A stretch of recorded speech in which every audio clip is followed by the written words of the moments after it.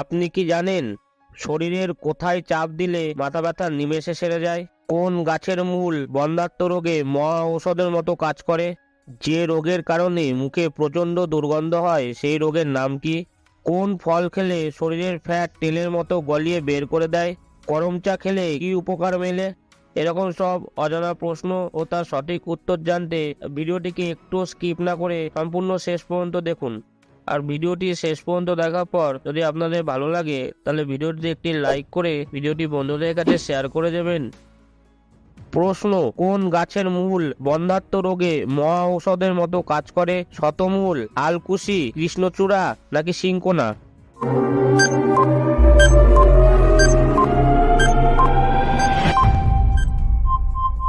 সঠিক উত্তরটি হলো শতমূল।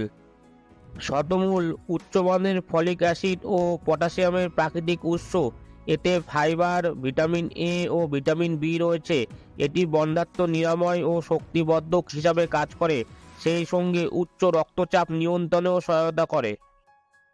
প্রশ্ন: যে রোগের কারণে মুখে প্রচণ্ড দুর্গন্ধ হয় সেই রোগটির নাম কি? ডায়রিয়া, পায়রিয়া, গ্যাস্ট্রিক নাকি আলসার?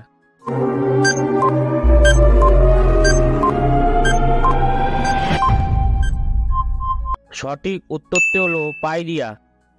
পায়রিয়া দাঁতের এক ধরনের রোগ যা দাঁতের আশেপাশের কোষকলাকে আক্রান্ত করে। এটি প্রথম স্তরে এটিকে গিঙ্গিভিটিস বলা হয়। প্রশ্ন: কোন ফল খেলে শরীরের ফ্যাট তেলের মতো গলিয়ে বের করে দেয়? সফেদা, লেবু, পেয়ারা নাকি পেঁপে?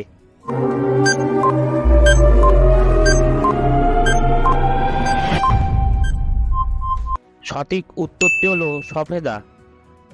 সফেদা মেটাবলিজম রেট বাড়িয়ে শরীরকে সুস্থ রাখার পাশাপাশি ফ্যাট গলাতে বিশেষ কাজে সাহায্য করে।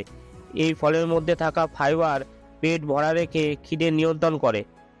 বন্ধুরা, পরবর্তী প্রশ্নে যাওয়ার আগে আপনি যদি এই চ্যানেলে নতুন হয়ে থাকেন তাহলে আমাদের চ্যানেলটিকে সাবস্ক্রাইব করে পাশে থাকা বেল আইকনটি ক্লিক করে দেবেন। প্রশ্ন: শরীরের কোথায় চাপ দিলে মাথা ব্যথা নিমেষে সেরে যায়? দুই ভুরুর মাঝে, পায়ের তলায়, আঙুলে নাকি কানে?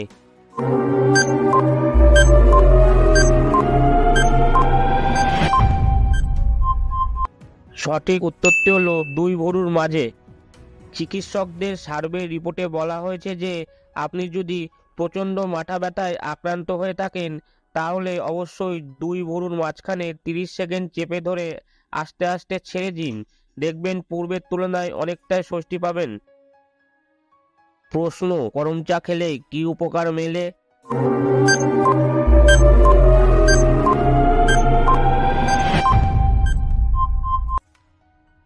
উত্তর: করম চাতে উপস্থিত ভিটামিন বি গায়ের চুলকানি সহ ত্বকের নানা রোগ প্রতিরোধে সহায়তা করে। করম চা রক্ত চলাচল স্বাভাবিক রেখে হৃদরোগের ঝুঁকি কমায়।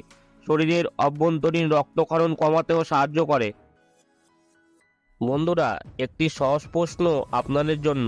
আপনারা কি বলতে পারবেন কোন পতঙ্গের বিষ ক্যান্সার কোষকে ধ্বংস করে? মৌমাছি, আরশোলা, মাছি নাকি পিঁপড়ে? সঠিক উত্তরটি জানা থাকলে তা কমেন্ট বক্সে লিখে জানাবেন।